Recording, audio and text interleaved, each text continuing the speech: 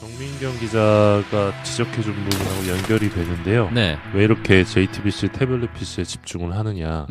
이게 결국 변이제로 네, 손석희를 공격하는 거거든요. 박근혜가. 네. 박근혜가 변이제로 손석희를 공격하고 있는 게 현 상황이고. 뭔가 이렇게 칼 같은 변이제라는 사람이. 예. 네. 그리고 결국 변이제를 선택할 수밖에 없었던 박근혜의 마지막 악수다. 그러니까 이제 변이제 말고는 더 이상 쓸 카드가 없었던 거죠. 그렇죠. 네. 그리고 얘네들 입장에서는 모든 언론이 등을 돌렸었잖아요. 조중동부터 해서 다 네. 등을 돌린 상황에서 지지자들에게 호소할 수 있는 방법은 모든 언론이 조작 공범이다라고 프레임을 짜는 수밖에 없었을 것 같아요. 네. 근데 우리나라는 지금까지 권력에 부역했던 언론의 청산의 역사가 거의 없기 때문에 네. 기본적으로 많은 국민들이 언론의 보도를 별로 신뢰하지 않습니다. 네, 맞아요. 네, 언론은 늘 편향돼 있고 조작될 수 있다라는 인식이 강하고 그게 특히 독재 정부를 경험해온 그 어른들에게 강한데요. 그래서 네. 지금 모든 언론이 박근혜가 무너질 것 같으니까 등을 돌리고 조작을 하고 어떤 새로운 권력에 줄을 서기 위해서 그 왜곡 보도에 나섰다라는 프레임이 먹힌다는 거죠. 이런 일을 만들었다. 그렇습니다. 네. 그리고 이 상황에서 홍석현 출마설 같은 풍문이 그 이런 프레임에 더 힘을 주게 되는 거죠. 네. 그러니까 홍석현이 출마를 하기 위해서 손석희를 이용해 박근혜를 끌어내리고 자신의 영향력을 강화시켰다. 뭐 이런 식의 프레임이죠. 그 일부 뭐 대한문에서 집회하시는 분들 피켓 중에 뭐 그런 내용도 있는 것 같더라고요. 네. 예. 그리고 탄핵의 스모킹건이 된 거는 JTBC 보도가 맞기 때문에 네. 또 여기에서의 어떤 상징적 인물인 손석희를 잡아서 그 손석희의 개인적인 면까지 탈탈 털고 네. 계속해서 노이즈를 만들어내면서 사람들에게 피로감을 주고 또 이제 허위 주장이더라도 그거를 계속 반복하다 보면 네. 믿고 싶지 않은 사람들도 정말 그럴까라는 생각은 한 번쯤 하게 되거든요. 그렇죠. 그게 이제 과거 그 80년 전에 나치 선전장관이었던 괴벨스가 했던 그 선전선동 방식인데 그거를 그대로 베껴 쓰고 있는 상황이라고 보시면 될 것 같아요. 100년 전에 쓰던 거를. 예, 그래서 그 조중동도 등을 돌리고 네. MBC를 제외한 공영 언론도 등을 돌리고 또 그런 거를 JTBC가 선동을 했고 또 감사원이나 뭐 법원이나 검찰이나 다 이제 그 언론 보도 검증을 포기했다. 한마디로 그냥 청와대와 MBC만 놓고 다 한통속이다. 예, 그리고 뭐 이렇게 네. 다 이제 배신이라는 단어를 쓰더라고요. 그러니까 조중동에게는 이제 배신이라는 단어를 썼고 네. 또 뭐 변희재 같은 경우는 조중동이 좌파에게 무시받는 컴플렉스 때문에 이번에 탄핵에 동참했다 이런 주장을 하던데 아, 그런 컴플렉스가. 그리고 이제 뭐 조중동의 경영 위기 탓이다 뭐 이런 분석도 있고 근데 그게 설득력 있는 건 거의 없고요. 그렇죠. 그리고 박근혜 같은 경우도 이런 프레임에 호응을 했는데 지난번에 단독 인터뷰를 할 때 KBS나 MBC를 선택을 하지 않고 정규제 TV를 선택을 했거든요. 그러니까 주류 언론은 다 믿지 않겠다라는 메시지였고 네. 주류 언론은 지금 다 편파적인 보도를 하고 있다. 라는 거를 대통령이 지지자들에게 그 전달한 거죠. 그 정규제 TV를 선택하면서. 뭐 편파적인 보도를 뭐 하고 있긴 한데. 그게 말입니다. 네. 그건 아닌 것 같은데. 그래서 어쨌거나. 뭐 수요일 날 네. 그 KBS 앞에서 그 태극기 집회가 열렸었는데 네. KBS가 보도를 엉망으로 하고 있다. 그러면서 뭐 KBS가요? 예, 그러면서 수신료를 주면 안 된다 이런 주장도 왠지 맞는 하시더라고요. 것 같아. 이건 뭔가 많은 사람의 공감대를 형성할 수도 있는. 그리고 오늘 목요일 같은 경우는 네. 태극기 집회가 MBC 앞에서 열렸는데 아, 맞아요. MBC에서 이제 MBC 힘내라. 네. MBC 잘하고 김세희 있다. 기자 화이팅. 예. 저는 그게 진짜 웃겼는데. 네, 뭐 그런 상황들이 연출이 됐거든요. 네. 그리고 지난주에는 이제 손석희 사장의 평창동 집 앞에서 기자회견을 열고 네. 손석희가 이 집을 떠날 수밖에 없게만- 없게끔 네. 괴롭히겠다라고도 선언을 했습니다. 그러니까 이런 모든 행동들을 보면 네. 설계자가 있습니다. 아, 그렇겠죠. 예, 네. 설계자가 있고 이거는 굉장히 일사불란해요. 변희재 머리에서 나올 수가 없습니다. 왜냐하면 그 검찰 가시는 거 아닙니까 이러다가. 뭐 보내주세요. 네. 그 10월 24일 날 네. JTBC 태블릿 PC 보도가 나온 다음에 며칠 뒤에 김진태 의원이 태블릿 PC가 최순실 것이 아닐 수 있다라는 주장을 처음으로 합니다. 그랬었죠. 그날이 10월 27일로 기억을 하는데요.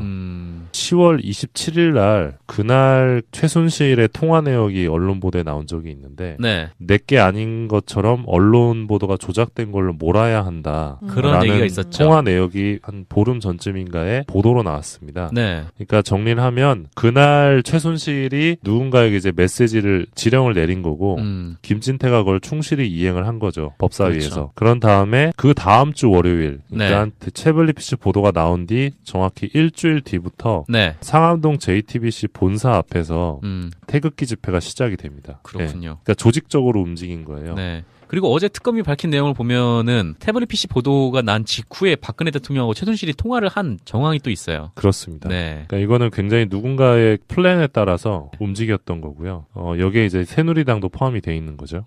그리고 이제 국가정보원도 저는 포함이 되어 있을 거라고 생각을 하고요. 네. 어쨌든 10월 31일부터 11월 9일까지 JTBC 사고 앞에 집회 신고를 하고 조작됐다는 주장을 합니다. 근데 이게 파급력이 별로 없었어요. 그러다 보니까 JTBC 심수미 기자가 올해의 여기자상을 이제 수상을 하니까 네. 거기 행사장까지 쫓아가서 압력을 행사를 했고 그래요. 11월 10일에는 어버이연합이 이제 손석희 사장을 서울중앙지검에 형사고발을 합니다. 네. 근데 역시 별 효과가 없죠. 없었습니다. 그런 상황에서 1월 10일에 네. 박사모 엄마부대 자유총연맹 어버이연합이 이제 아까 정민경 기자가 말한 태블릿 PC 조작 진상규명위원회를 만들고 여기 이제 집행위원으로 태블릿 PC 전문가 변희재를 영입합니다. PC 전문가.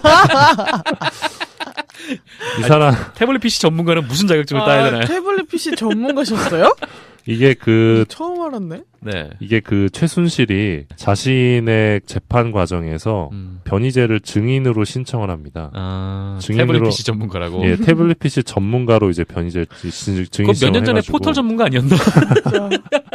아무튼 그랬고 복수 전공. 네. 예, 이 논문 태블릿 조작 전문가 PC 됐었죠. 그 진상규명위원회가 생기고 일주일 뒤부터 네. 이제 방송통신심의위원회에서 농성을 시작을 합니다. 그러니까 굉장히 계획적으로 움직이고 있는 거예요. 그렇죠. 그러면서 박효종을 만나서 압박을 하고 맞아. 이제 김문수나 윤상현, 김진태가 계속 호응을 해주는 가운데 네. 이 논의들이 이제 여당 의원들이 이제 이 집회에 참석을 하니까 보도가 나오게 되죠. 조금씩 보도가 나오면서 최근에는 이제 손석희와 관련된 각종 입에 담고 싶지 않은 뭐 그런 뭐 호화저택 논란이나 그러니까 스스로 네. 논란을 만들어내는 거죠. 네. 그리고 뭐 아들 커피 대접 네. 안에도 있었잖아요. 그게 뭐냐면 커피 대접은 뭐예요? 변희재 전 대표와 네. 그 단체들이 평창동 앞에 왔는데 손석희 사장이 네. 손님이 집 앞에 왔는데 커피를 대접을 안 한다.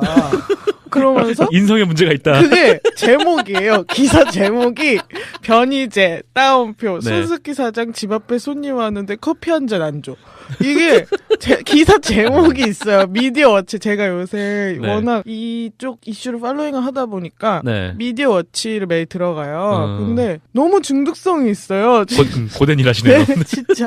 그래서 네. 약간 어머 이런 것까지 털었네. 그러니까, 커피를 안 준다. 네, 정말 네. 이상한 트집을 잡으면서 네, 그러고 있더라고요. 그래서 그렇군요. 어떻게든 탄핵 관련해서 헌재 결정이 날 때까지 어떻게든 노이즈를 끌어서 흔들어 보겠다는 의도 같은데 그렇죠. 마지막 발악이라고 생각을 하고요. 이 변희재를 키맨으로 선택했다는 것 자체가 네. 박근혜 최순실이 벼랑 끝에 몰려있다 뭐 그런 반증이라고 생각을 하고요. 그렇죠. 원래 보수의 그 인재가 얼마나 많았습니까? 변희재 같은 경우는 네. 아시겠지만 더 이상 종합편성 채널에서도 부르질 않습니다. 맞아요. 네. 예, 그만큼 좀 위험한 인물인데 이분이 굉장히 화려해요. 이정희 전 의원을 주사파라고 했다가 1,500만 원 벌금형 네. 받았고요. 김미화 씨에게 친노종북이라고 했다가 800만 원 벌금형 받았고요. 벌써 2,300입니다. 네, 문성근 씨가 2013년 말에 네. 한 분이 박근혜 정부 비판하며 분신한 사건이 있는데 아, 이 사건을 예. 문성근이 사전 기획하고 선동했다. 음. 이렇게 했다가 300만 원 벌금 그리고 2,600. 분신 사건이 친노 종북의 조직적 행동이라고 했다가 이제 유족들에게 위자료 600만 원. 3,200. 네, 그리고 방송인 낸시랭이 친노 종북이라고 했다가 2심에서 낸시랭은 왜? 벌금 400만 원. 3,600. 그리고 이재명 성남시장을 종북 매국노라고 했다가 네. 2심에서 400만 원. 4,000. 이렇게 확정된 게 4천이고요. 네. 그리고 김광진 전 더불어민주당 의원의 명예를 훼손해서 징역 6월에 집행유예 1년을 선고받기도 했습니다. 그래요. 예, 이런 가운데 이제 변희재 씨를 또라이라고 비판한 탁현민 씨가 네. 얼마 전에 대법원에서 무죄를 아, 대법원이 인정한. 대법이 인정한. 이 말 좀 위험한데. 아 진짜. 그러니까 보면 취소할게요 변희재님. 굉장히 많이 명예훼손을 하고 네. 허위 주장을 해서 벌금을 받거든요. 이게 괴벨스랑 똑같아요. 그러니까 제가 괴벨스를 좀 좋아해서 네. 괴벨스에 대해서 많은 좀 자료들을 보는데 네. 이 괴벨스가 자신의 어떤 몸값을 높이는 방법으로 그 당시에 좀 유명했던 사회주의자나 뭐 공산주의자나 아니면 뭐 자유주의자들을 공격을 합니다. 공격을 하면서 끊임없는 허위 주장을 펼쳐요. 그래서 그 당시에 독일에서 가장 많은 명예훼손 혐의를 받았던 사람이거든요. 괴벨스가. 아, 그래요. 예. 근데 그때는 이제 히틀러가 있으니까 괴벨스가 거기까지 올라갔는데 그냥 지금은... 이런 평시 상태에서는 그냥 구속되겠죠. 언젠가는. 네, 아무튼 변희재 씨 같은 경우는 사람들이 뭐 일부에서는 개그 캐릭터로도 받아들이는데 네. 사실 좀 도를 많이 넘어서서 그렇죠. 그리고 또 최근의 보도를 보면 좀 국정원의 손길이 좀 닿고 있다는 느낌을 받는 보도들도 있어서 네. 좀 수사가 필요할 것 같아요. 변희재 씨 같은 경우는. 그렇죠. 그 최근에 진행되고 있는 이 태극기 집회 같은 경우도 참여하는 인원의 전부는 아니겠지만 네. 그 핵심 수뇌부들 있잖아요. 네. 이 사람들에게는 돈이 오고 가고 있을 가능성도 높다. 그런 생각이 좀 들어요. 그러니까 왜냐하면 실제로 이제 돈이 오고 가고 있다는 보도도 있었고 네. 그 전 청와대 행정관하고 구구단체 뭐 관계자들하고 뭐 이렇게 문자 메시지 받았던 내역도 있고 어버이연합도 한번 예. 논란됐었고 그리고 정경련에서 이미 어버이연합에 돈을 지원했던 정황도 있죠. 네. 미디어 워치에도 지원했었죠. 예. 그리고 뭐 관광도 보내주고 그죠? 네. 그런 부분들이 계속 지속되고 있었을 가능성도 있고 다른 루트를 통해서 지원됐을 가능성이 높거든요. 뭐 하다못해 태극기 같은 경우도 돈이 있어야 태극기를 찍잖아요. 아, 그렇죠. 그리고 어르신들이 맞아. 경제적인 여유가 없으신 분들이 많은데 우리나라도 노후 빈곤율이 거의 세계 최고 수준인데 이분들이 뭐 지방에서 올라오고 식사도 하셔야 되고 하는데 필요하겠죠. 필요하겠죠. 예. 네. 그래서 이런 부분들은 사실 저도 기사에 썼지만 관제 데모로 이루어지고 있을 가능성이 매우 높은 상황이기 때문에 이후에 어떤 정부가 들어서든지 간에 네. 이 관제 데모 의혹을 받고 있는 집회들에 대해서는 철저한 좀 수사가 필요하지 않을까 그런 생각을 하고 이 있습니다. 촛불 집회를 가보면은 딱 나가면은 촛불을 팔잖아요. 상인분들이 촛불을 파시는데 하나에 1,000원 주고 이제 1,000원. 사는데 태극기 집회 쪽을 지났는데 태극기를 파는 데가 없어요. 그럼 저 태극기는 다 어디서 났을까? 그러니까요. 라는 생각이 좀 드는 거죠. 팅. 네. 저는 그게 진짜 웃겼는데. 네, 뭐 그런 상황들이 연출이 됐거든요. 네. 그리고 지난주에는 이제 손석희 사장의 평창동 집 앞에서 기자회견을 열고 네. 손석희가 이 집을 떠날 수밖에 없게 없게끔 네. 괴롭히겠다라고도 선언을 했습니다. 그러니까 이런 모든 행동들을 보면 네. 설계자가 있습니다. 아, 그렇겠죠. 예, 네. 설계자가 있고 이거는 굉장히 일사불란해요. 변희재의 머리에서 나올 수가 없습니다. 왜냐하면 검찰 가시는 거 아닙니까 이러다가? 뭐 보내주세요. 네. 그 10월 24일 날 네. JTBC 태블릿 PC 보도가 나온 다음에 며칠 뒤에 김진태 의원이 태블릿 PC가 최순실 것이 아닐 수 있다라는 주장을 처음으로 합니다. 아, 그랬었죠. 그날이 10월 27일로 기억을 하는데요. 10월 27일 날 그날 최순실의 통화 내역이 언론 보도에 나온 적이 네. 믿고 싶지 않은 사람들도 정말 그럴까라는 생각은 한 번쯤 하게 되거든요. 그렇죠. 그게 이제 과거 그 80년 전에 나치 선전장관이었던 괴벨스가 했던 그 선전선동 방식인데 그거를 그대로 베껴 쓰고 있는 상황이라고 보시면 될 것 같아요. 100년 전에 쓰던 거를. 예, 그래서 그 조중동도 등을 돌리고 네. MBC를 제외한 공영 언론도 등을 돌리고 또 그런 거를 JTBC가 선동을 했고 또 감사원이나 뭐 법원이나 검찰이나 다 이제 그 언론 보도 검증을 포기했다. 한마디로 그냥 청와대와 MBC만 놓고 다 한통속이다. 예, 그리고 뭐 이렇게 네. 다 이제 배신이라는 단어를 쓰더라고요. 그러니까 조중동에게는 이제 배신이라는 단어를 썼고 네. 또 뭐 변희재 같은 경우는 조중동이 좌파에게 무시받는 컴플렉스 때문에 이번에 탄핵에 동참했다 이런 주장을 하던데 아, 그런 컴플렉스가. 그리고 이제 뭐 조중동의 경영 위기 탓이다 뭐 이런 분석도 있고, 근데 그게 설득력 있는 건 늘 편향됐고 조작될 수 있다라는 인식이 강하고, 그게 특히 독재 정부를 경험해온 그 어른들에게 강한데요. 그래서 네. 지금 모든 언론이 박근혜가 무너질 것 같으니까 등을 돌리고 조작을 하고 어떤 새로운 권력의 줄을 서기 위해서 그 왜곡 보도에 나섰다라는 프레임이 먹힌다는 거죠.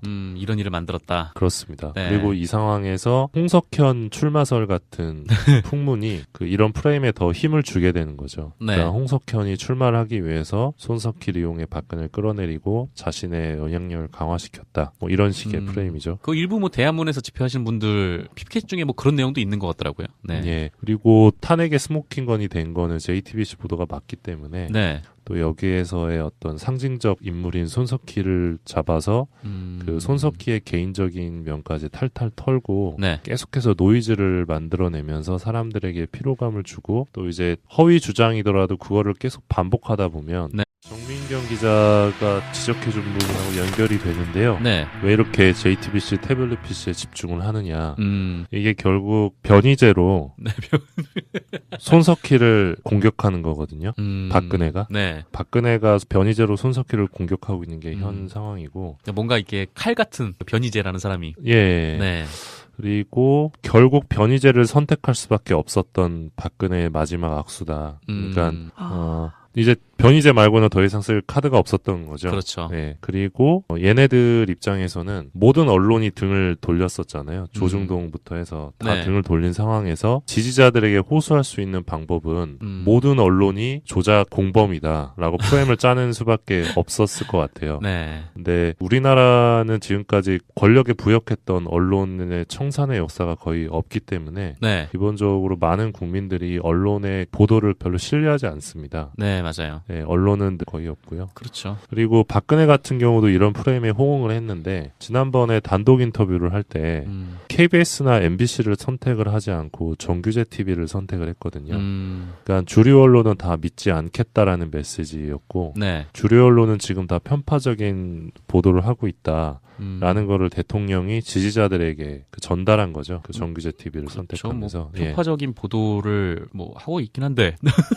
그게 말입니다.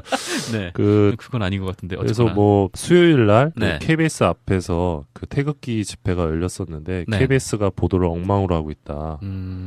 그러면서 뭐 KBS가요? 예, 그러면서 수신료를 주면 안 된다 이런 주장도 왠지 맞는 것 하시더라고요. 같아. 이건 뭔가 많은 사람의 공감대를 형성할 수도 있는. 그리고 오늘 목요일 같은 경우는 네. 태극기 집회가 MBC 앞에서 열렸는데 맞아요. MBC에서 이제 MBC 힘내라. 네. MBC 잘하고 김세희 있다. 기자 화이팅.